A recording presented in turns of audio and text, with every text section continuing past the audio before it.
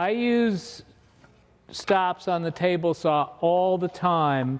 It's faster to cut a whole bunch of pieces, but it's also more accurate. You know, I kid around with my students, and I tell them, I said, you know, the books and the t-shirts all say measure twice, cut once. I tell them measure once and cut 100 times using a stop. You get a lot more done that way. As long as all the table legs hit the floor at the same time, no one complains and no one goes out and measures the length of the table legs. The important thing is that they all come to the same length. They'll be exactly the same if you're using the stop. This is a really simple stop. All it is, 2 pieces of wood with a decent quality hinge. Okay, you can't have a hinge that has any slop in it. If there's slop in it, then the thing is worthless. So there can't be any left to right give like that. And frankly, I try and buy, you know, if I can get a factory second or something like that, that's great. No one cares what it looks like. Screwed in, and then I put a cleat on the top, and that just makes it easier to hang when I'm tightening, when I'm clamping it.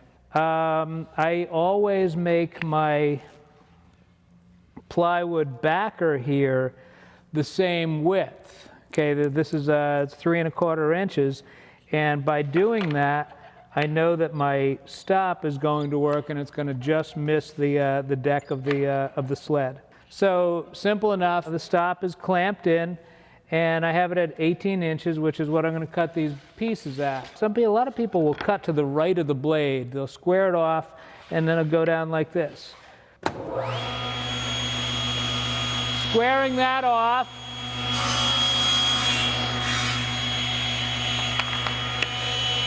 Sure wish I hadn't squared that much off. Now that's no good, okay? So I pretty much never do that. So the drill is jointed edges against the fence here. You want to make sure there's no junk in here that's going to hold you off of square. And you're always going to square one end off. So I square this off, and I might, you know, cut off 1 inch, 1/2 inch, whatever, and then flip it around. You know that there's more wood beyond the stop, so I know I'll end up being long enough. So I'm going to square that off.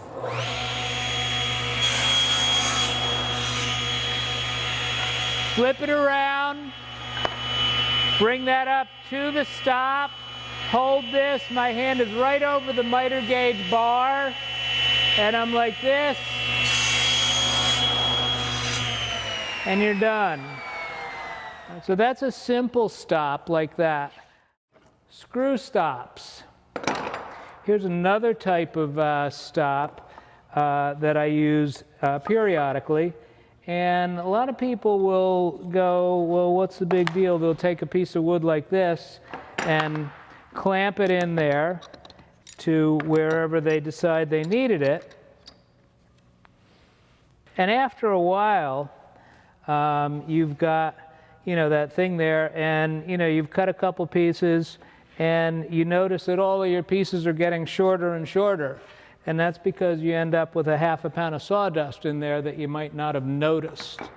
Okay, so a simple remedy to that is go over to the bandsaw, cut a little notch out of there, and that's fine. I'd at least do that. But what I usually use is a stop like this, and that's got a you know, a round-headed screw in the end of it. The deluxe version has the self-adhesive sandpaper on it, and that makes it so that when you're clamping it, it's a little bit easier to clamp.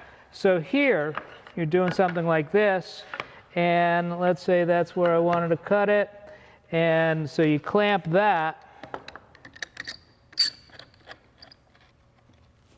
where it needs to be. If you have to adjust it, you just take a screwdriver, and you can micro adjust that, and you can put a 1/2 pound of sawdust in there, and it's not going to get in the way of anything.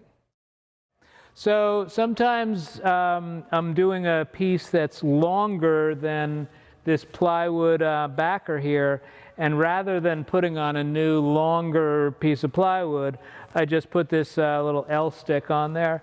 And the L stick has a screw on that, round-headed screw, so I can adjust this if I need to. So I've got this set up, and the important thing here is that this is thin. Okay, so because it flexes, I can have this over length. I can pull this in against the fence, square this off,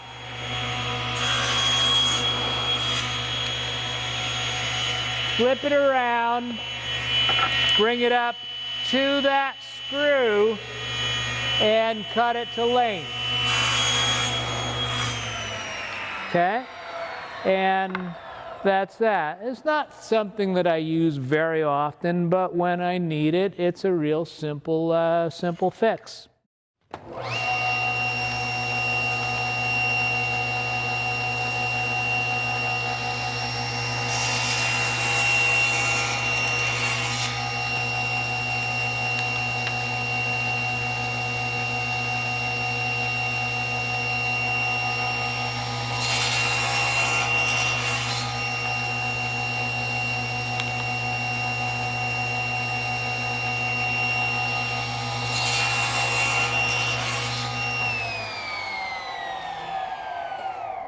So this is one of the cooler stops that you can use, and I learned this from my friend Steve Latta, and he showed it for making a banding, for making a federal-style banding like this. And I do a bit of this work, not as much as I'd like to, but I do a lot of it. And it starts out, you know, after you've glued up a pack of veneers, whatever pattern you're looking for, and then cut this off, and then these will get glued up, and then they'll create a banding. So the important thing is that these are really short. I'm cutting these things 1/16 of an inch long, and they're all exactly the same. If I put a caliper on here, there's not going to be more than 1/1000th of an inch difference, if that. So that's what you're doing.